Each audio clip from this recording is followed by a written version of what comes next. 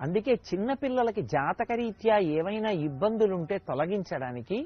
వాళ్ళేదో కూర్చుని పెద్ద పెద్ద యజ్ఞయాగాది క్రతువులను నిర్వహించలేరు కనుక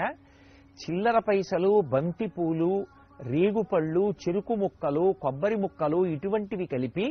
పెద్దవాళ్ళు పిల్లల్ని కూర్చోపెట్టి వాళ్ళ మించి ఈ పదార్థాన్ని కిందకి విడిచిపెడతారు. ఈ పదార్థాలు వాళ్ళ తలమించి కిందకి పడిపోతే భోగి పీడ తొలగిపోయి వాళ్ళు సంతోషంగా జీవితం గడపడానికి ఏ అనారోగ్యము ప్రతిబంధకంగా వచ్చేటటువంటి అవకాశం ఉంటుందో అటువంటి అవకాశము తొలగిపోయి వాళ్ళు ఉత్తరోత్తర జీవితంలో సంతోషంగా ఉండడానికి కావలసినటువంటి వ్యవస్థ ఏర్పడుతుంది. అందుకే భోగిపీడ తొలగించుకునేటటువంటి అద్భుతమైనటువంటి రోజు